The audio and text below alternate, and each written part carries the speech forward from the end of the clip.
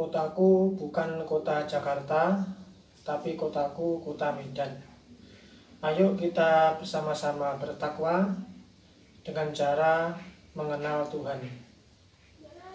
Saya ulangi, kotaku bukan kota Jakarta, tapi kotaku kota Medan. Ayo kita belajar bertakwa dengan cara mengenal Tuhan. Assalamualaikum warahmatullahi wabarakatuh.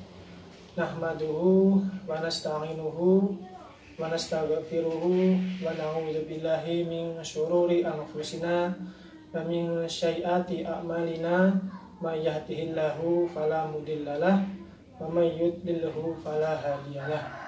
Asyhadu an la ilaha illallah wahdahu la syarikalah wa asyhadu anna Muhammadan abduhu wa rasuluhu la nabiyya ba'dah. Allahumma sholli ala sayyidina Muhammad wa ala alihi sayyidina Muhammad. Qala Allah Ta'ala fil Qur'anil Azim, a'udzu billahi minasyaitonir rajim. Bismillahirrahmanirrahim. Wa huwa ma'akum ainama kuntum. Wallahu bima ta'maluna basir. Wa fi ayatil ukhra, Bismillahirrahmanirrahim. Wa may yattaqillaha yaj'al lahu makhrajan wa yarzuquhu min haitsu la yahtasib. Wa may yatawakkal 'alallahi fa huwa hasbuh. Innallaha balighu amrih. Qad ja'alallahu likulli syai'in qadra. Yang saya hormati Bapak Ismail Hasan selaku dosen pengampu mata kuliah komunikasi dakwah beserta teman-teman senasib seperjuangan yang saya banggakan. Manusia ketika ingin sukses, ketika ingin berhasil di dalam kehidupannya, baik masalah dunia maupun akhirat, sukses di bidang apapun, maka mereka harus bertakwa, yaitu melaksanakan perintah Allah dan menjauhi larangannya. Jadi harus belajar bertakwa, belajar mengenal Tuhannya. Adapun pokok yang ingin saya sampaikan di sini adalah tentang salah satu tanda orang-orang yang bertakwa. Tadi sudah saya sampaikan bahwa dalam surat Al-Hadid ayat 4 disebutkan bahwa wa huwa ma'akum ainama kuntum wallahu bima ta'maluna basir. Wa huwa dan Allah ma'akum beserta kalian, ainama kuntum dimanapun kalian berada. Wallahu dan Allah bima ta'maluna dengan apa yang kalian kerjakan, basirun adalah zat yang maha melihat. Sebagai manusia yang bertakwa, maka harus selalu memberikan, harus selalu merasa bahwa Allah selalu mengawasinya dimanapun berada.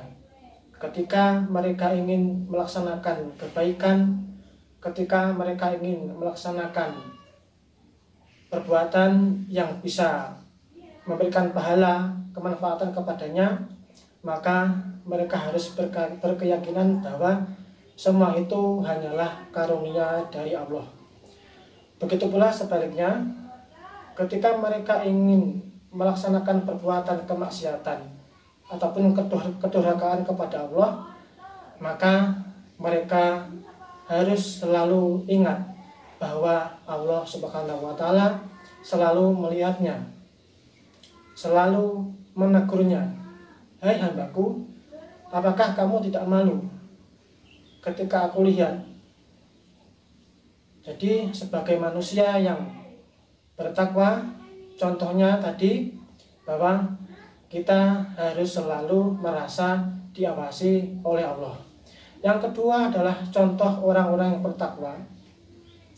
Ketika Allah sudah menciptakan makhluknya, begitu pula dan manusia, maka manusia harus punya keyakinan bahwa semua yang dihadapinya kelak, baik dari rezekinya, kesehatannya, dari karirnya, ataupun semuanya, maka harus punya keyakinan bahwa semua sudah diatur oleh Allah Subhanahu wa Ta'ala.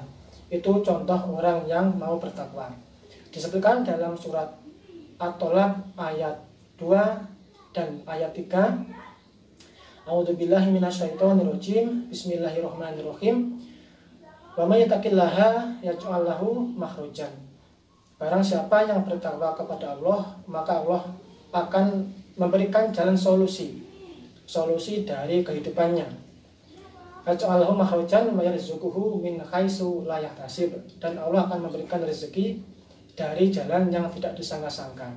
Jadi ini harus kita buat pegangan hidup sebagai manusia yang bertakwa kepada Allah, bahwa semua yang kita hadapi, semua yang ada pada diri kita, semuanya harus kita dekatkan, harus kita pasrahkan kepada Allah Subhanahu wa Ta'ala, Sang Pencipta kita.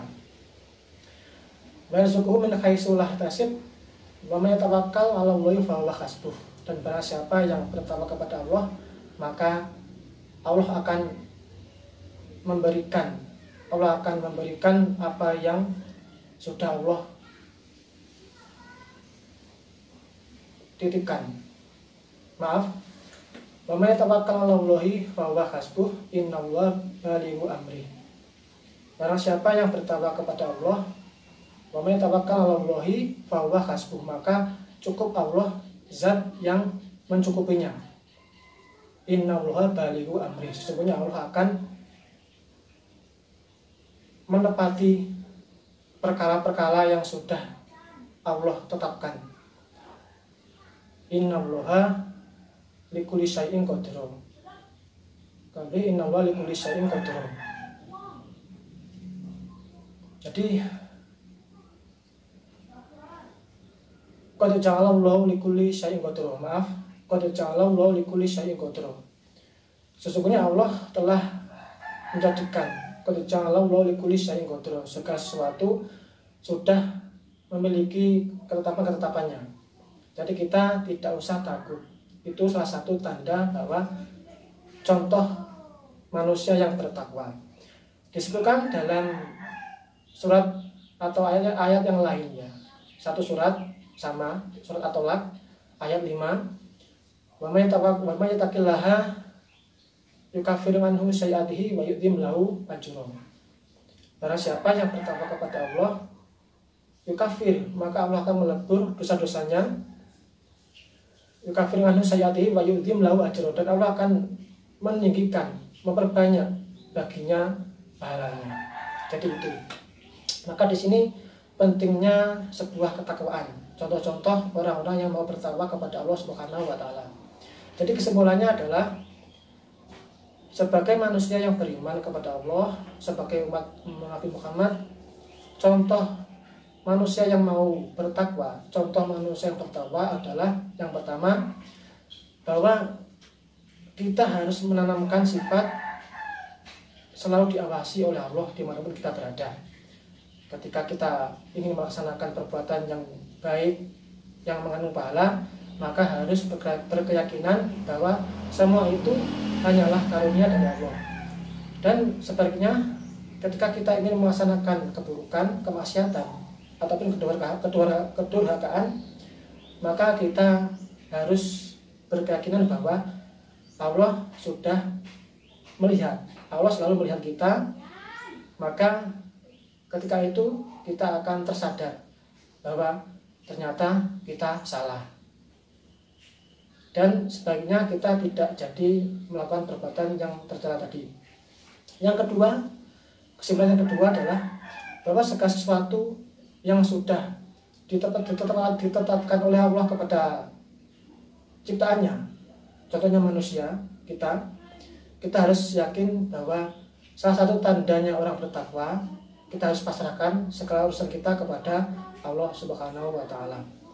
Baik, mungkin sekian dakwah singkat dari saya. Mudah-mudahan ada manfaatnya kepada saya pribadi dan kepada teman-teman semua. Dan bila ada tutur kata maupun kesalahan, saya minta koreksi dari semuanya.